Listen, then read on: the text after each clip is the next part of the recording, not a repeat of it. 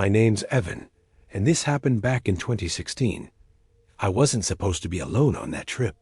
My older cousin Mark was meant to come with me, but he bailed at the last minute because of work. I almost canceled too, but I'd already taken the time off and packed everything. I figured a short winter hike would clear my head. Nothing extreme. Just a quiet stretch of trail I hadn't walked before. The place was called Ridgeback Trail, up in the Black Hollow Mountains, a few hours from where I lived. I parked near a tiny roadside pull-off outside of town, so small it barely had a name. I think the sign said Hollers Creek, but half the letters were missing. There was one gas station, one pump, and a man inside who looked like he'd been there forever. I asked him about the weather. He stared at the TV for a second too long, then said, "Should be fine," without turning around. That should have been my first hint. It was early January, cold enough that every breath felt sharp in my lungs, but the sky was clear. The ground had a light dusting of snow, just enough to crunch under my boots. No wind. No people. It felt peaceful in that quiet winter way, like the whole forest was holding its breath. I hiked for hours without seeing another soul. No birds.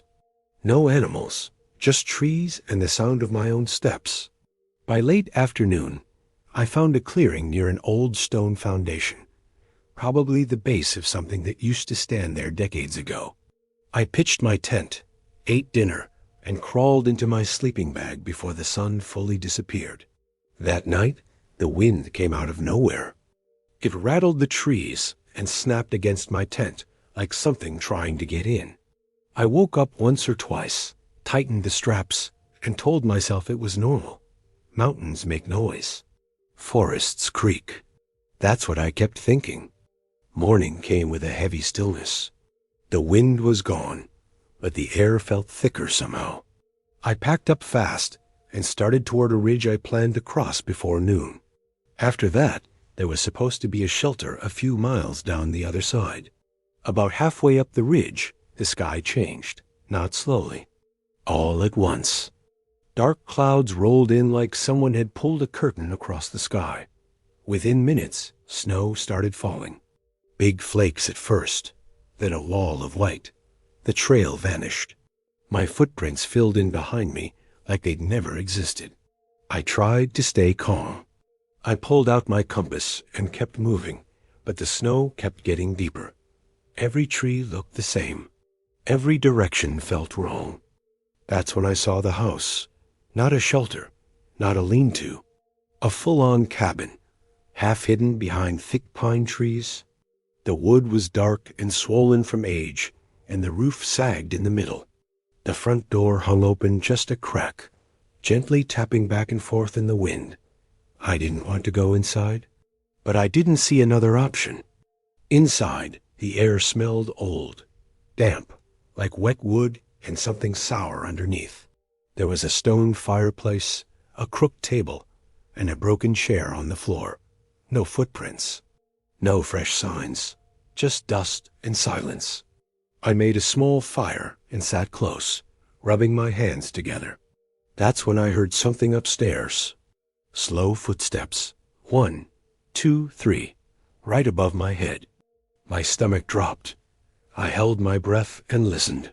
The steps stopped, then came a soft dragging sound, like something heavy shifting its weight.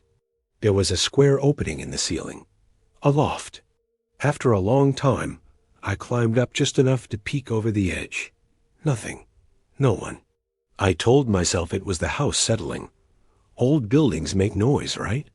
That night, I slept in short bursts. Sometime before dawn, I woke up freezing. The fire was dead. The door was open again. And then I heard it. A whistle. Long, flat. Too steady to be the wind. It came again, closer this time. I ran. I don't remember where I went, just that I didn't stop until my legs gave out near a frozen creek. That's when I saw him, standing on the other side, tall, smiling, wearing a dark coat soaked with snow. He didn't move. I blinked. He was gone. I followed the creek, until I collapsed near a ranger station hours later. When I told them about the cabin, they exchanged looks and said there hadn't been any buildings out there in years. I haven't gone back, and I don't hike alone anymore. I was 28 when this happened, back in 2019. I remember the year clearly because everything in my life seemed to fall apart right before the holidays, when you're already feeling a little raw. My older brother, Ethan, had just moved across the country for work, and my roommate of 5 years decided she needed space and packed up in a single afternoon. The apartment felt hollow after that, too quiet, like the walls were listening. So I did what I always did when my head got too loud. I left. I planned a short solo hike, 2 days, 1 night. Nothing extreme, just enough to clear my thoughts. I picked a ridge trail in the Blue Ridge foothills, a place I'd been to once with Ethan years earlier. It sat just outside a tiny town called Maple Hollow, the kind of place with one diner and a gas station that closes early. The trail wasn't popular in winter, which I liked. Fewer people, less noise. When I pulled into the gravel parking area, there was already snow on the ground. Not deep, just a thin crust that crunched under my boots. The sky was low and gray, like it couldn't decide whether to snow or rain. The woods were quiet in that heavy way that makes you lower your voice without realizing it. The first few miles felt fine. Cold air, steady walking, the normal rhythm of boots on dirt and leaves. Near the start of the trail, I passed 2 men in bright orange jackets. Hunters, probably locals.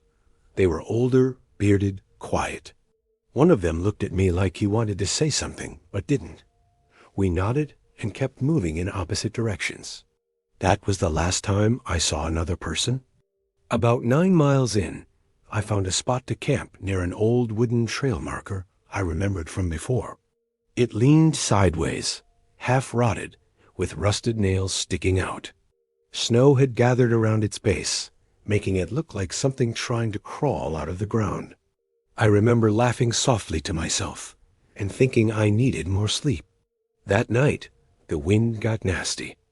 It didn't just blow. It slammed into the trees. My tent rattled and snapped like it was being shaken by invisible hands. Snow started falling in tiny, dry flakes that tapped against the fabric nonstop. Tap, tap, tap. It sounded like fingernails. I slept in short bursts, waking up over and over with my heart racing. Around midnight, I crawled out to use the bathroom. The cold hit my face so hard it made my eyes water.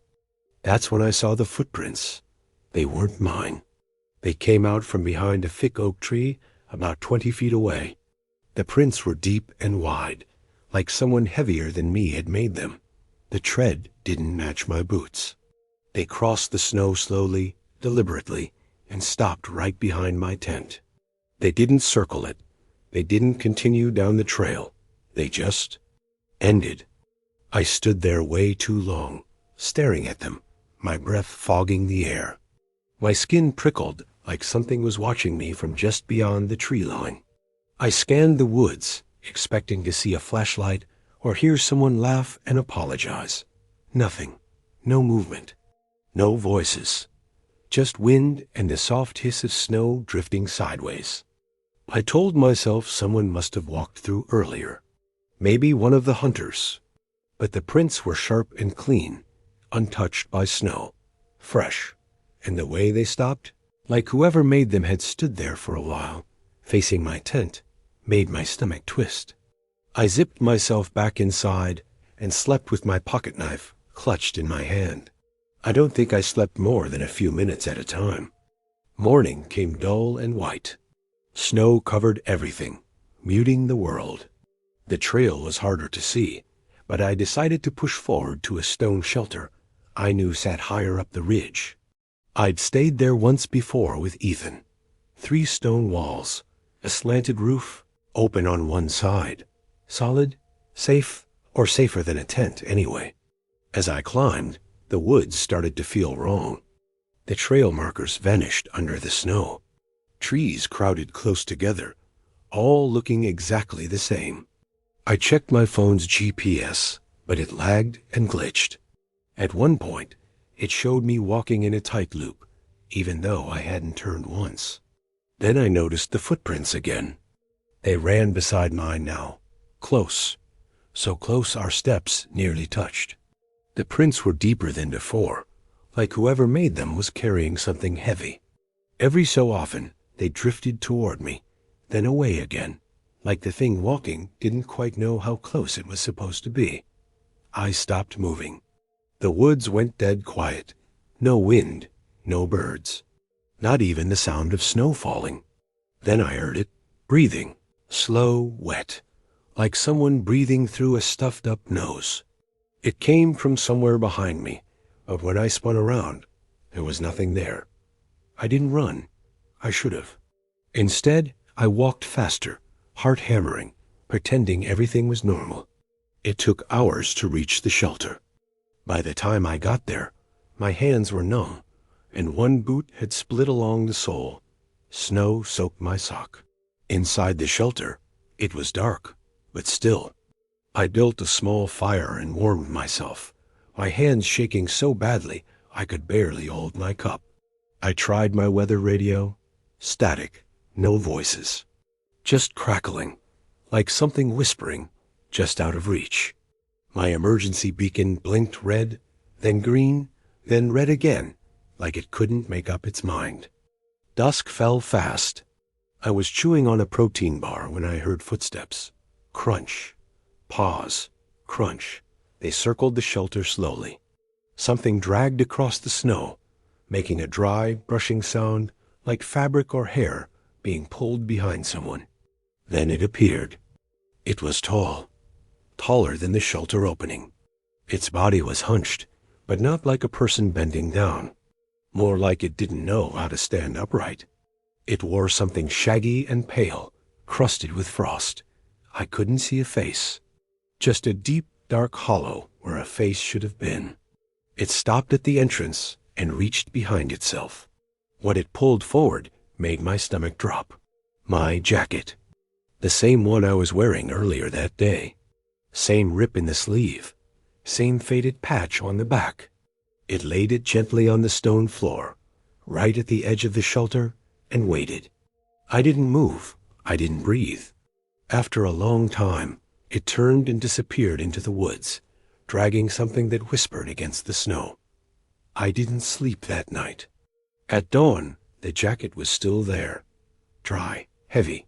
Inside the pockets were things I shouldn't have lost.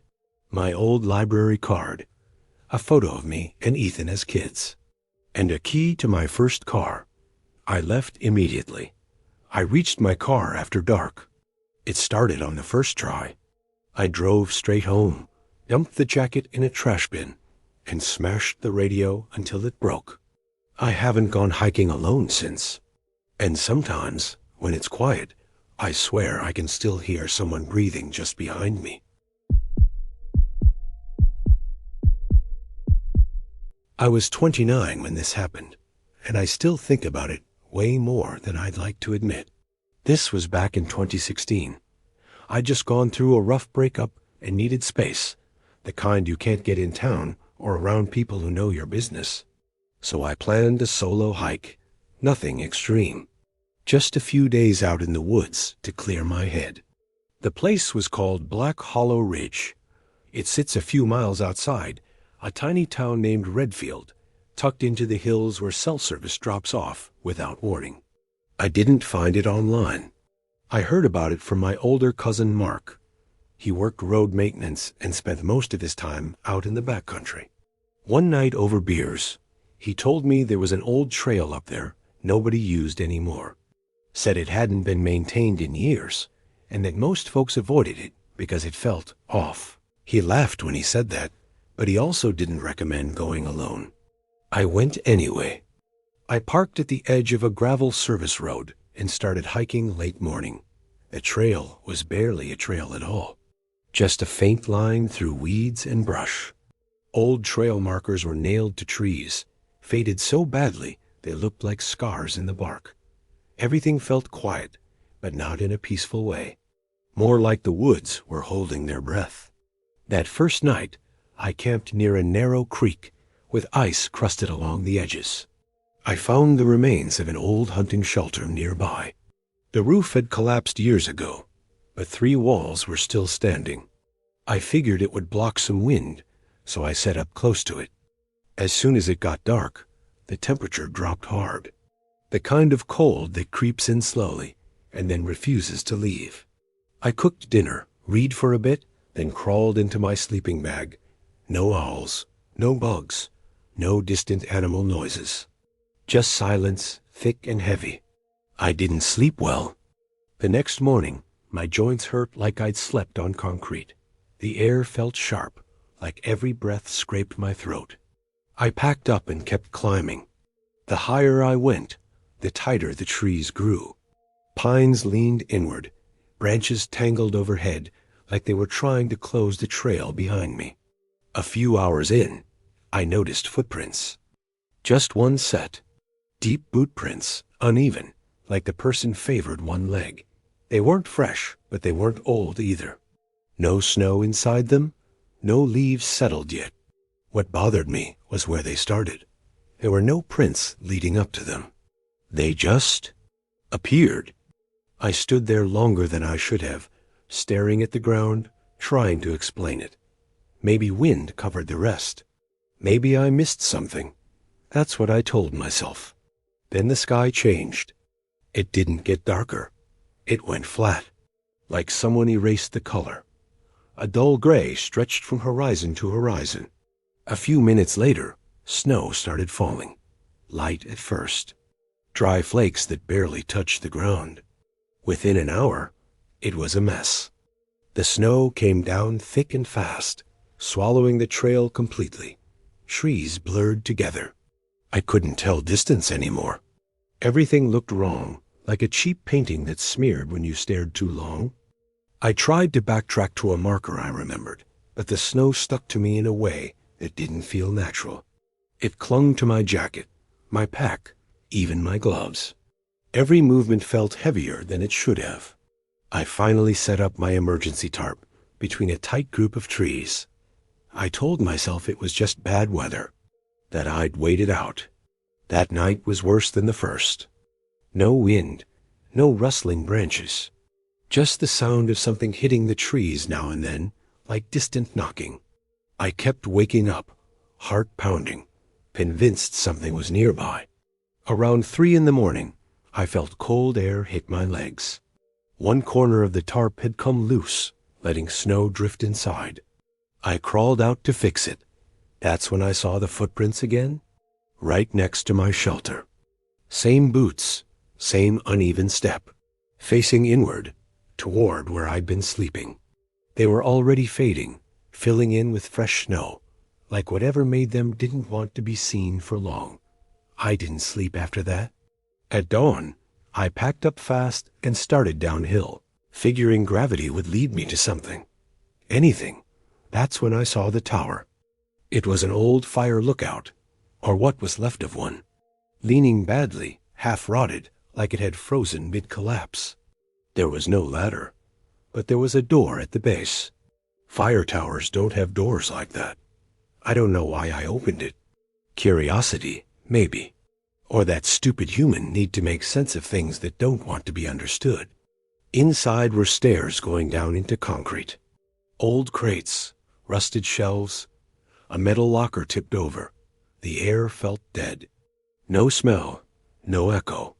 My headlamp caught dust floating in place, not falling. Then the door slammed shut. I didn't see it happen. I just heard it. I ran. I don't remember turning around. I just remember being outside again, lungs burning, snow in my eyes. That night, the whistling started. One long note. Low and steady. Not a song, not wind. It moved through the trees like it knew where I was. I lay still, barely breathing, as it passed close enough that I felt it in my chest. The next day, I realized I was walking in circles. I found my own footprints coming toward me. By dusk, I was back at my first campsite. Same fire pit. Same split log. That night, the whistling came back, closer than before. At sunrise, I climbed straight up the ridge, ignored the trail, ignored everything else, and kept going until the woods finally let me go. I never went back, and I don't hike alone anymore. I'm going to tell this like I'd tell it to someone sitting across from me at a kitchen table, late at night, when the house is quiet and the lights are low. This happened back in 2018, when I was still living in a small town outside Pine Hollow, working at a digital ad office. It felt like it was slowly draining the life out of me. My name's Eli, and at the time, my older cousin Mark worked at the same place. We carpooled, ate lunch together, complained together. The job paid the bills, but every day felt the same. Screens, emails, buzzing lights. That nonstop background noise that makes your head feel stuffed with cotton. One morning, I realized I hadn't typed a single thing in nearly an hour. I was just staring at numbers on a screen, barely breathing. I felt hollow. By the end of the day, I asked for a few days off. I didn't explain much. I just said I needed air. I didn't plan a real trip. I just wanted quiet. I packed some clothes, boots, a flashlight, snacks, and an old sleeping bag. Mark offered to come with me at first, but I told him I needed to be alone. I didn't even know where I was going until I started driving. I ended up near Black Ridge Pass, close to the state line, where the woods get thick and the roads get narrow. There's a long walking trail out there locals use, especially hunters. I'd heard people say it was peaceful in winter. Hardly anyone around. That sounded perfect. The weather report said light snow. Nothing serious. I parked near an old gravel turnout and started walking late morning. The woods were quiet in that heavy way, like they were listening.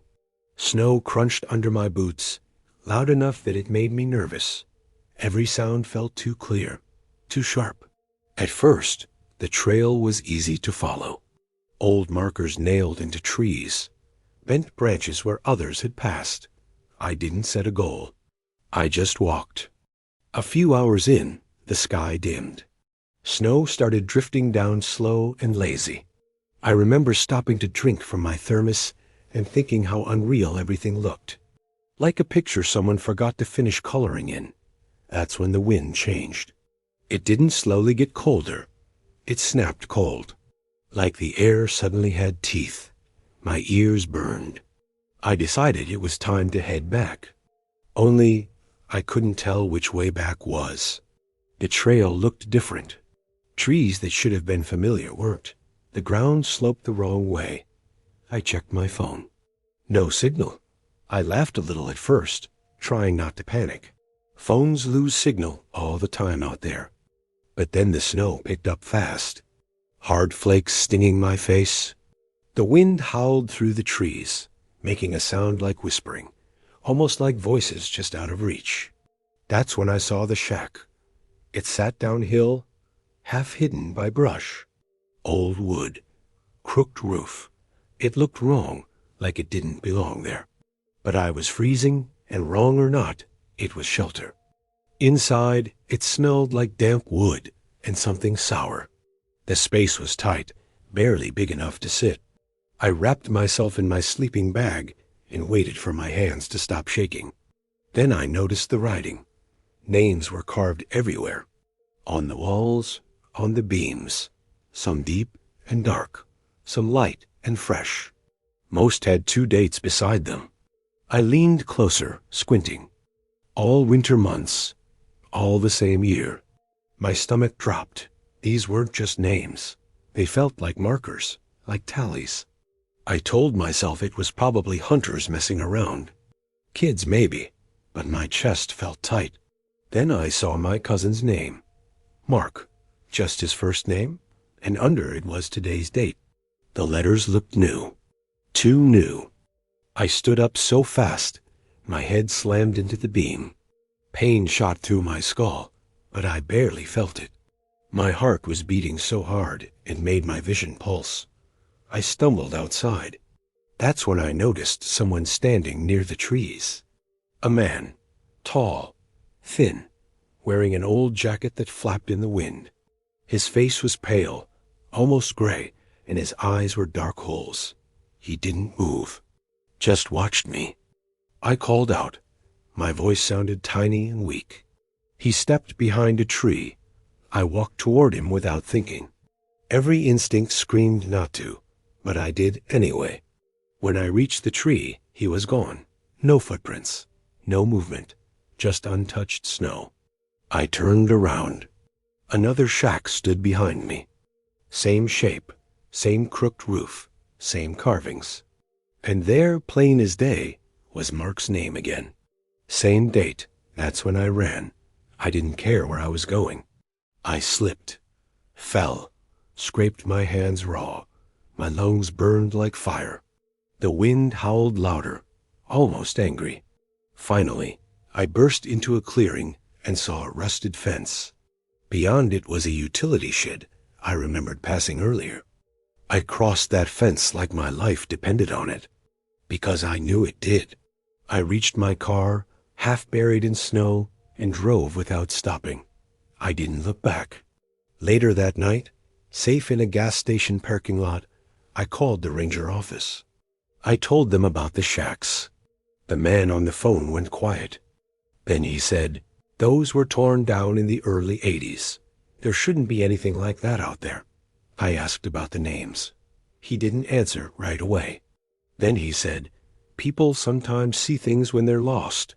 I didn't tell him about Mark. 2 weeks later, my cousin didn't show up for work. They found his car near Black Ridge Pass. They never found him. I don't hike anymore. And every winter, when the wind sounds just right, I swear I can hear wood creaking, like something being carved. I was 23 when this happened, back in 2016, and I still don't like thinking about it too much. My name's Oliver, and at the time I lived with my younger sister Mara in a small rental outside Hawthorne Ridge, a wooded park area in northern Tennessee. Mara worried about everything. I mean everything. So when I told her I was going out for a solo hike, she wasn't thrilled. I promised her it would be easy. A short trail, well marked, close to the road. I wasn't trying to be brave or adventurous. I was just tired. School had wrung me dry, and I needed quiet. Real quiet.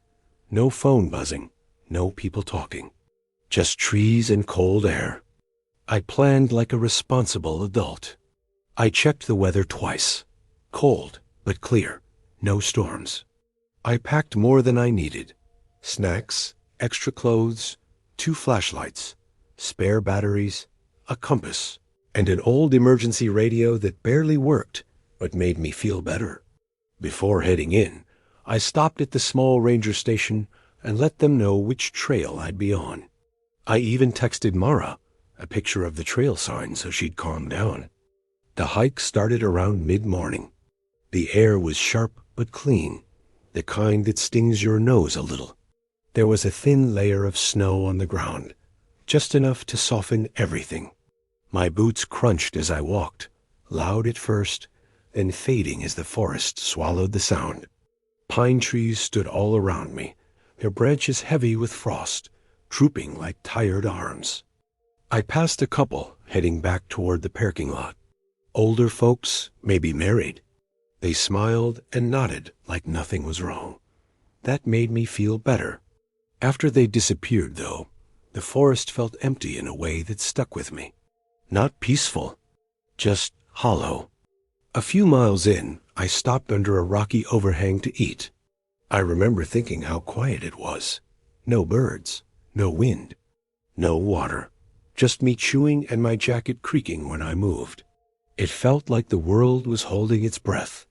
That's when the snow started. Not slow, gentle flakes. This was fast and slanted, like the sky had suddenly snapped and spilled everything at once. 10 minutes earlier, the sky had been clear. Now it was a white blur. I pulled my coat tight and decided to head back before it got worse. Only the trail wasn't there anymore. I don't mean it was covered. I mean it was gone. No footprints, no worn dirt, no markers. The trees looked the same, but also wrong, like a familiar room rearranged while you weren't looking. I checked my compass. It pointed where it should. So I walked. As I moved, the light changed. Everything turned the same dull color. Trees, snow, sky, even my breath. Death stopped making sense. Things felt too close, like the forest had leaned in to watch me. After a while, panic crept in. My radio gave me nothing but static. My phone had no signal. I told myself to stay calm, but my chest felt tight, like something heavy was sitting on it. Then I saw a sign. It was nailed crooked to a tree, paint peeling, letters uneven. It said shelter, with an arrow pointing left. The wood looked old, really old. That bothered me, because there were no shelters marked on this trail. I knew that for a fact. Still, I followed it. The cabin sat low between the trees, like it was trying to hide. Small, one room, tin roof. The door hung open just enough to look inviting. Inside, everything was spotless. No dust, no mess, no signs anyone actually lived there. Just a cot, a stove, stacked logs, and bare walls. That's when I noticed the numbers. Dates were scratched into the wood above the stove. Dozens of them. Some had initials. Some were crossed out. Some were blank. I tried to take a picture, but my phone went black in my hand, like it had died instantly.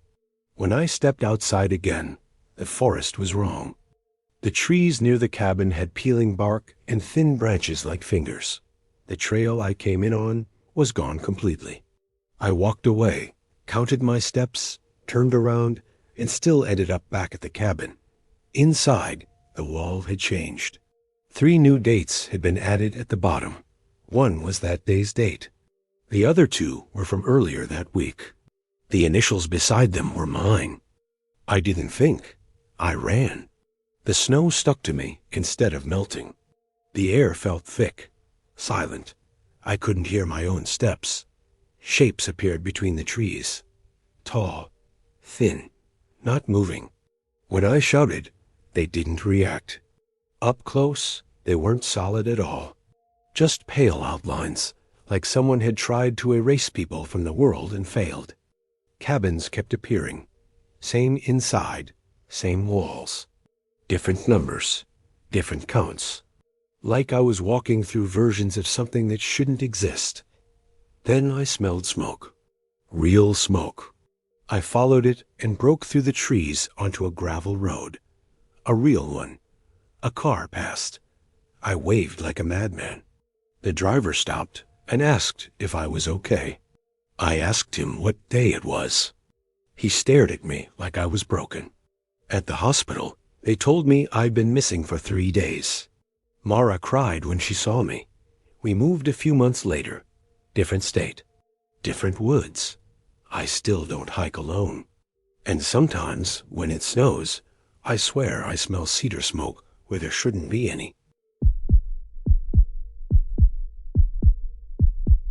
Back in 2014, my older cousin Harry convinced me to go hiking with him. Harry was one of those people who always needed to be outdoors. If he wasn't camping, he was fishing, climbing, or wandering around places most folks avoided. I trusted him, mostly because he'd grown up in the woods and always acted like nothing out there could surprise him. We picked a spot called Pine Widow Ridge, a stretch of forest tucked along the back edge of the North Carolina-Kentucky border. It wasn't on any tourist maps. No signs, no trail markers. Just an old service road that barely counted as a road anymore. Harry said that's what made it perfect. Quiet, forgotten. We parked his truck just after sunrise. The woods were thick and still, the kind of stillness where even birds seemed to hold their breath. Harry joked that it felt like the forest was asleep. I laughed, but something about it already made my skin itch.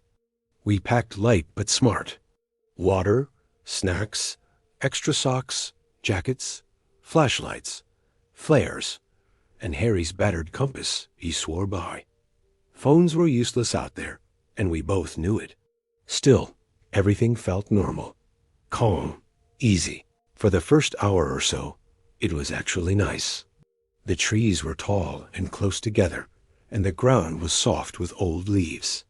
Then we passed this weird old stone wall, half fallen apart and swallowed by vines. It didn't make sense out there, like someone had tried to mark something and then just left. Right after that, the wind picked up. Not a gust, just a steady push that brushed the treetops and made a low sighing sound. Harry stopped walking and tilted his head, listening. He frowned but kept going. Then the snow started. At first, it was just a few flakes. I remember saying, "That wasn't in the forecast." Harry checked the sky. It wasn't cloudy. It was worse than that. The sky had turned a flat, dull gray, like someone had painted over it with dirty water. Within minutes, the snow came down hard. Big, wet flakes stuck to our jackets and piled up fast. Branches bent and creaked under the weight. The trail turned into slush, then mud, then something hard to recognize at all. Harry finally said we should turn back. That's when we saw the footprints. They were behind us, fresh, clear, and definitely not ours. They were longer than Harry's steps and spaced farther apart, like whoever made them was tall and moving fast. The snow inside them was pressed down deep, especially at the heels, like the person wasn't slowing down at all. I asked Harry if someone could have passed us without us noticing. He didn't answer right away. We followed the prints for a bit, mostly because they were right there, impossible to ignore. After about 100 yards, they veered off the trail and went straight into the trees. Not zigzagging, not hesitating, just a clean line into the forest. Harry pulled out his compass. The needle spun, settled, then slowly dragged itself the wrong direction. He shook it, moved away from metal, tried again. Same thing. My phone showed no signal. Wouldn't even load a map. We tried to head back the way we came, but landmarks were gone. A fallen log Harry remembered clearly wasn't there anymore. The ground was smooth, untouched, like the forest had erased it. Then we heard footsteps, slow, heavy, crunching snow. They didn't come closer, but they didn't leave either. They matched our movement, staying just far enough away that we couldn't see anything. Harry grabbed my arm and whispered that we needed to get downhill. There should have been a creek somewhere below us. Water meant a way out. We pushed through thick brush for what felt like forever. The woods grew darker, quieter. No birds, no wind. Just our breathing and the sound of snow under our boots. The footprints kept appearing ahead of us. Sometimes they weren't even footprints anymore. Just deep marks, far apart, like something had landed there instead of walked. We took shelter under a rock ledge when Harry's hands started shaking from the cold. He tried lighting a flare. It sputtered and died. The second barely burned before going out. That's when we heard tapping above us. Soft, careful. I looked up and saw 5 handprints pressed into the snow on the edge of the rock. The fingers were long, too long, and the snow around them was brushed clean, like someone had cleared the spot before placing their hands there. I screamed. We ran. I slipped, rolled downhill, smashed into brush, and landed hard in a clearing. Harry helped me up, and that's when we saw the shack, or what was left of it. Old beams, broken boards, barely standing. We crawled underneath. I noticed a drag mark in the snow, leading away from the shack and stopping suddenly, like whatever made it disappeared straight down. Then came a whistle. Low, slow, 2 notes. Harry lit the last flare. Red light danced across the snow. Something moved just outside the glow. Snow dropped from branches with no wind at all. Then the snow froze in midair, just stopped. The silence after that was unbearable. We ran again, downhill, blind, desperate. Eventually, we hit the road. Harry's truck was still there, untouched, no tracks anywhere near it. We drove straight to the ranger station. They searched the next day and found nothing. No shack, no tracks, no wall. Harry never went back into the woods after that. Neither did I. I still don't know why I said yes. It was my old friend Mark who called me. We'd known each other since high school, but we hadn't spent real time together in years. He was always outdoorsy, always training for some trail or challenge. I was the opposite. In early 2016, I was stuck between jobs, spending too much time indoors and honestly feeling useless. So when Mark suggested a winter hike, I laughed at first. But he kept pushing. Said he needed company for a short training trip. Said fresh air might do me good. Said it would just be a couple of nights. Somehow, that worked. I'd done hikes before, but never in winter, and never that far from anything. We picked a quiet stretch of forest outside a place called Gray Hollow, way off the map. Mark liked it because nobody went there once the cold set in. No crowds, no noise. That should have been my first warning. We parked at the end of an old logging road and hiked for hours, deeper than I expected. Snow hadn't fallen yet, but the ground was frozen solid and every step sounded too loud. The trees were bare and thin, their branches clicking together in the wind like bones. Mark said there was an old shelter tucked into a dip in the land. He'd heard about it from a friend of a friend. Supposedly built decades ago and forgotten. I assumed it would be half collapsed. It wasn't. When we finally found it, it looked wrong in a way I can't fully explain. It sat low in a hollow, like it had settled there on purpose. The roof sagged, but the walls were solid stone. No trail signs, no markings. Just a dark shape pressed into the earth. The fire ring out front was broken, like someone had kicked it apart long ago. It didn't feel abandoned. It felt quiet, like it was waiting. That first night passed without trouble. Too quiet, really. No animals, no distant sounds. Just the wind brushing the trees and the fire popping now and then. The stars were sharp and bright, and the sky felt too close somehow. We joked, drank a little, tried to relax. I didn't sleep well. The second day started normal enough. We planned a loop around a ridge, nothing hard, just walking. Snow started falling around lunchtime. At first, it was kind of pretty. Soft flakes drifting down, but it didn't stop.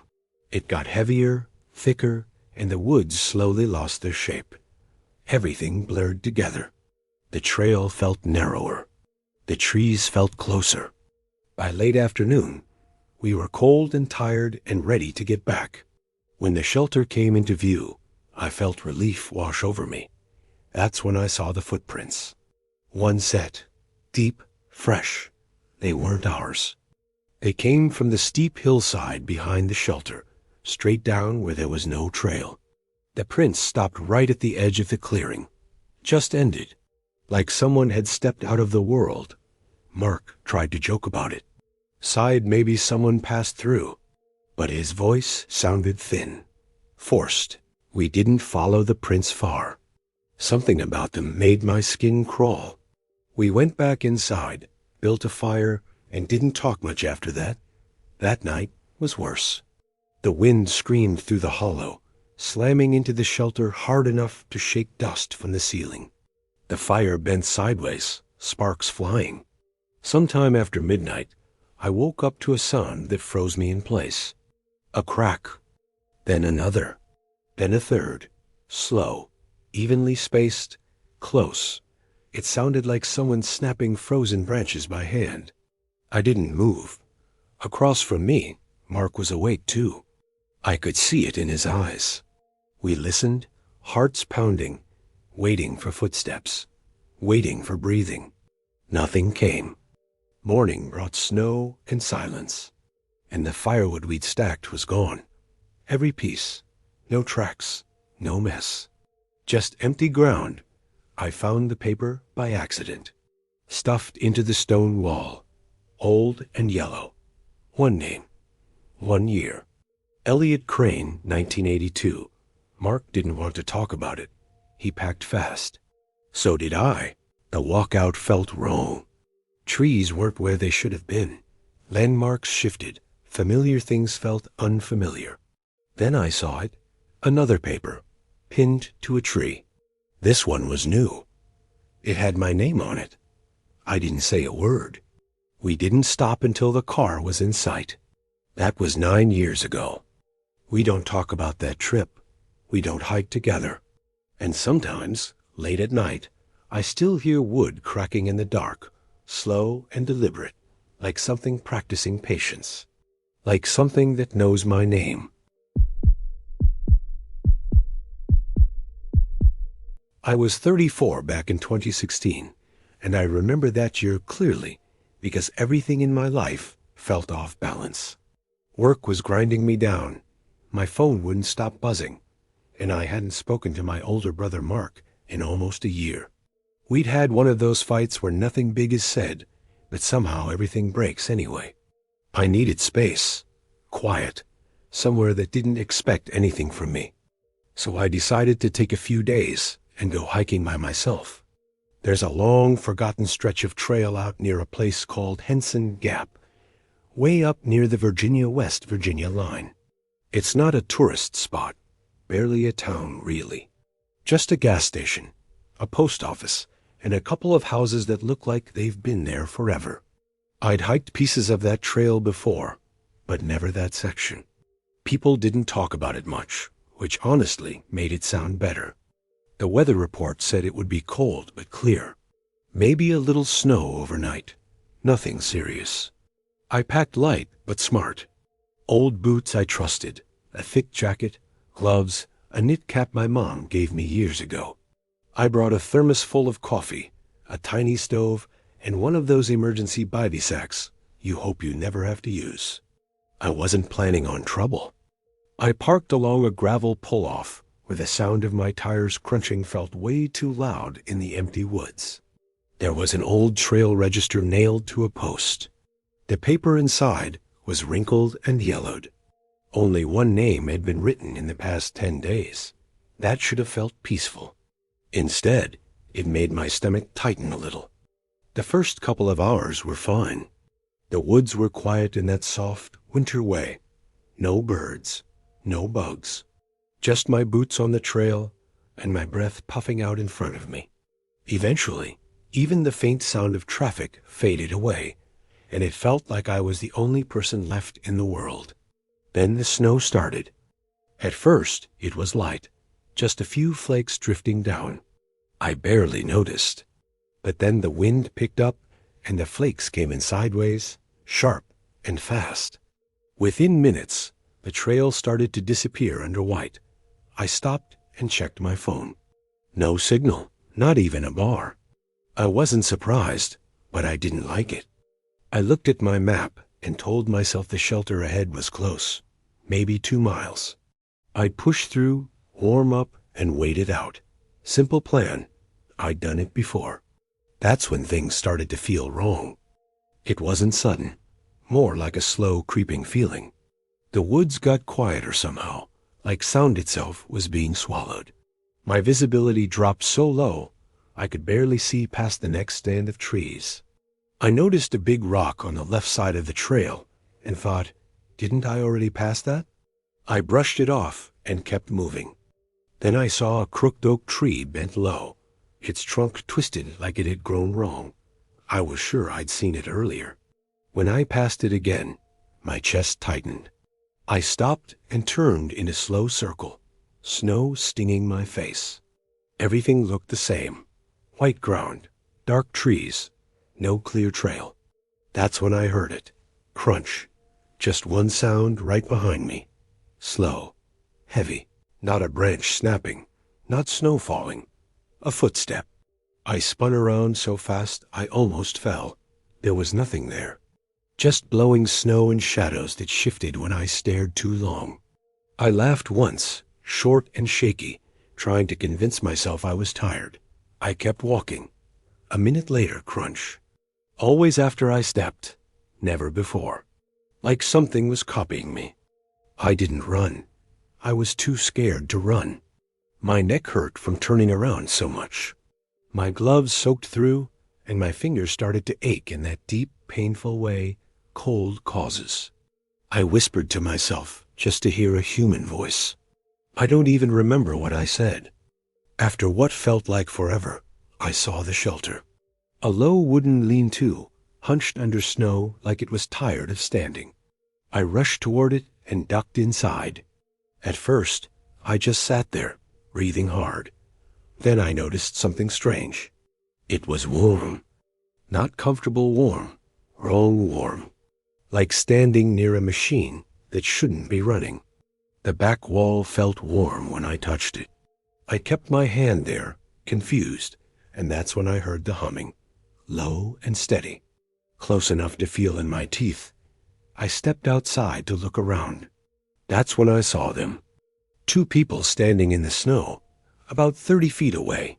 Half buried, facing the shelter, perfectly still. They looked like statues. Their coats were zipped up tight. Their arms hung straight down. Snow came up to their waists, but their shoulders were clean. No footprints, no marks. Just smooth snow all around them. I couldn't see their faces clearly, but I knew they were looking at me. I ran back into the shelter. The warmth was gone. The hum stopped. The air felt dead and cold again. I didn't grab my things properly. I just ran. Downhill. Off trail. Branches slapped my face. My legs burned and went numb. I thought I heard footsteps again, faster this time, but I didn't look back. Eventually, I stumbled onto a fire road. Muddy, frozen, empty. Then headlights appeared. A ranger truck rolled up slow. The man inside looked at me like he already knew why I was there. Turns out it was my brother Mark. I hadn't known he'd transferred to that district. He didn't ask questions at first, just told me to get in. As we drove, he finally said, real quiet, "You see them too?" I didn't answer. We didn't talk much after that. Some things don't need explaining.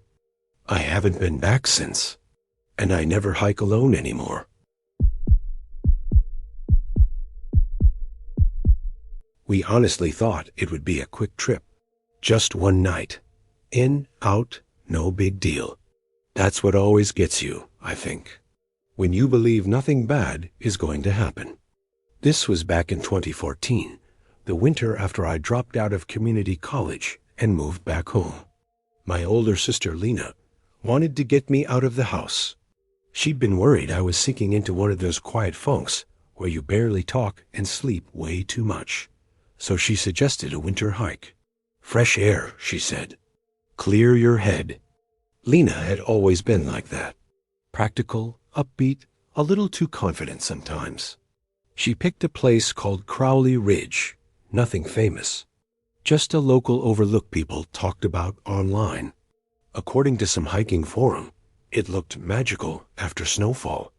Lena found the post and read it out loud like it was a sign from the universe. She said it would be fun. She said it would be easy. She brought her boyfriend, Eric. I didn't know him very well at the time. He was polite, kind of quiet, smiled a lot. The type of guy who nods when he listens, like he's really paying attention. He made me feel a little uneasy, but I couldn't put my finger on why. Nothing obvious. Just a vibe. We left late morning in Lina's old SUV. The heater barely worked, so we kept our gloves on the whole drive. The sky was clear, bright winter blue, the kind that tricks you into thinking the day is harmless. When we got to the trailhead, there was only one other car parked there. That should have been my first warning. Snow covered everything, except a narrow strip where boots had packed it down. The woods were dead quiet. No birds, no wind. Just that soft, heavy silence snow brings with it. At first, the hike was fine. Easy, even. The trees were tall and bare, their branches scratching faintly against each other. Every so often we passed old trail signs nailed to posts. The paint was peeling, the letters hard to read. One of them had names carved into it, deep and rough, like whoever did it had really pressed down. About halfway up, snow started falling, big flakes. Slow ones. Lena laughed and stuck her tongue out like a kid. Eric took pictures. I remember thinking how fast the woods seemed to change. The farther we went, the more closed and everything felt, like the trees were leaning toward us. At the overlook, we stayed maybe 5 minutes. You couldn't see anything, just fog and falling snow. Eric tried to take a photo, but the screen showed nothing but white blur and his own shadowy face. The quiet felt heavier there, thick, like sound didn't want to exist anymore. On the way back down, things started to feel wrong. The trail faded fast. Snow filled in our footprints almost as soon as we made them. I kept looking for the next marker and not seeing it. I slowed down without realizing it. Then I noticed I couldn't hear Lena talking anymore. I stopped walking, turned around. She'd been right behind me. Eric, too. Now there was nothing. I called out. My voice sounded strange, flat, like it didn't belong to me. No answer. The trees didn't echo it back. They just swallowed it. My phone had no signal and barely any battery. I turned it off and shoved it in my pocket. My hands were shaking so bad my teeth started chattering. That's when I saw footprints ahead of me. They weren't mine. They looked like sneaker prints, shallow and uneven, leading off the trail. I told myself it had to be Eric, or maybe another hiker. I needed that to be true, so I followed them. The prints led deeper into the woods. Snow got thicker, the trees tighter, and then I saw another set of footprints next to them. Bare feet, too long, too wide, the toes stretched out like fingers. I froze. When I turned around, the path behind me was gone. The snow was smooth, untouched, like I'd never walked there at all. That's when panic took over. I ran, no direction. Just away, my lungs burned, my boots filled with snow. I nearly fell more than once. Then I saw a building. A small wooden cabin, half hidden by trees. The roof sagged. One window was boarded shut. The other was smeared so thick with dirt you couldn't see inside. The door hung crooked, like it had been yanked open too many times. I didn't think. I ran inside and slammed the door. The place was empty. A bench, rusted tools. A cold fireplace with a burned log still sitting there, like someone left in a hurry. I locked the door and slid down to the floor, hugging my knees, trying not to cry. Footsteps came not long after. Slow, heavy, more than one set. They stopped right outside. Something pressed against the door. Not hard, just enough to make it bow. Wood creaked, nails groaned. Then came tapping, soft, careful, fingers brushing along the wall, moving around the cabin, never stopping, never rushing. I counted in my head until I lost track. When it finally went quiet, I cracked the door open. A barefoot prince circled the cabin once and stopped. Just stopped, like whatever made them vanish mid-step. Then I heard my name. It was Lena's voice, but it came from deep in the woods, not the trail. I didn't answer. I waited until the sky turned dark gray and stumbled downhill until I hit the road. Search crews found me shaking, frozen, barely able to talk. Lena and Eric were already safe. They said they never left the trail, said they never heard me call. I never told anyone about the cabin. I checked later. There's nothing like that on Crowley Ridge. I don't go into the woods anymore. And I don't hike in the snow. Ever again. This happened back in 2018, and I still don't like thinking about it too hard. My name's Thomas, and at the time I was helping my older cousin Marla with a project she was working on. She wasn't writing a guidebook or anything official. She just liked collecting stories and notes about forgotten places, old paths, trails people stopped using, stuff like that. She said those places always had stories clinging to them, whether anyone remembered them or not. Marla hated hiking, absolutely hated it. I loved it. So the deal was simple. I'd go out, walk the routes, take notes, sketch rough maps, and send her photos when I could. She paid me in gas money and home-cooked meals, which was more than enough. This particular trip took me to a quiet stretch of land outside a tiny town called Briar Hollow, somewhere in eastern Kentucky. Not a place people pass through by accident. You had to mean to go there. The trail wasn't official anymore, just a thin dirt line weaving through trees that felt way too close together. I'd been out there alone for 3 days. Nothing intense, just long walks, cold nights, and the kind of silence that makes your ears ring. I carried a small tent, a notebook, and enough food to get me through the week. No rush, no schedule. Just walking. The third afternoon is when everything started to feel wrong. I remember noticing the light first. Not the sun going down exactly, just the world getting duller. Like someone slowly turning a dimmer switch. I looked up, expecting to see dark clouds rolling in fast, but it was more subtle than that. The sky had gone flat and gray without me noticing. A few minutes later, snow started falling. At first, it was kind of nice. Big soft flakes drifting down, quieting everything. Then the wind picked up. The snow got thicker. The trail markers vanished, swallowed up by white. My gloves soaked through. My boots started to feel like blocks of ice tied to my feet. I remembered passing an old ranger shack, maybe half a mile back. Just a rotting little building with boards nailed over the windows. I thought about turning around, but daylight was fading fast, and the snow was getting worse by the minute.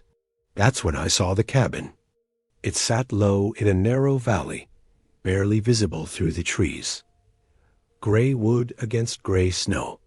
It didn't look welcoming. It didn't look safe. But it was standing, and it had walls, and right then that felt like a miracle. By the time I reached it, my jacket zipper was frozen solid. Ice clung to my backpack straps. The cabin was small, maybe the size of a single-car garage. The door had a chain looped around the handle, but it wasn't locked. Just wrapped there, loose, like someone forgot to finish the job. I knocked anyway. Habit, I guess.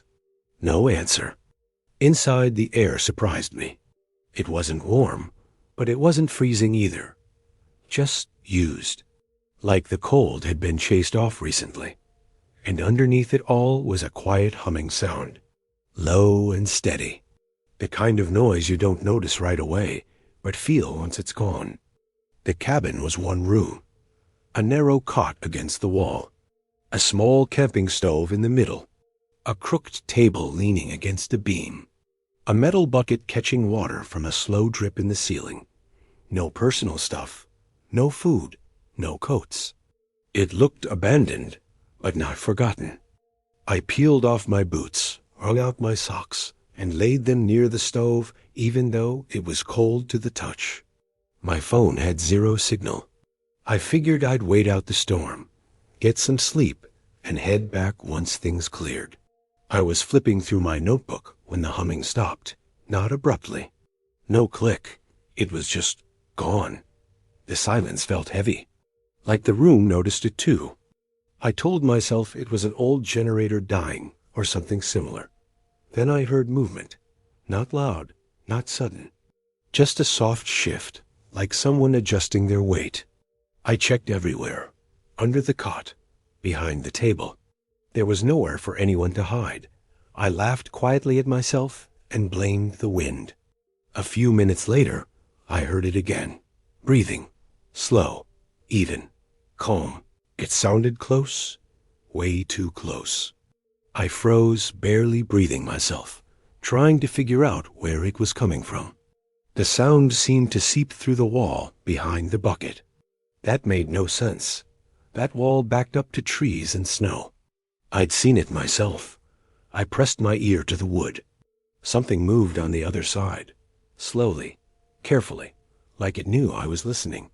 That's when panic finally kicked in. I shoved my feet back into my wet boots, hands shaking so badly I fumbled the laces. That's when I noticed the dehumidifier by the stove. A small light glowed on it, the full indicator. I pulled the tray out, bone dry. Someone had emptied it recently? I grabbed the door handle. It wouldn't budge. Not locked, just stuck. Like pressure was holding it shut. Behind me, I heard fabric shift. A quiet step. I didn't turn around. I grabbed the metal bucket and slammed it against the doorframe. The chain snapped on the second hit. Cold air rushed in. I stumbled out into the snow and ran. I didn't stop until I saw the old ranger shack again. I never went back to that cabin. I never told Marla exactly what happened. Some places don't want to be mapped. And some doors only open once.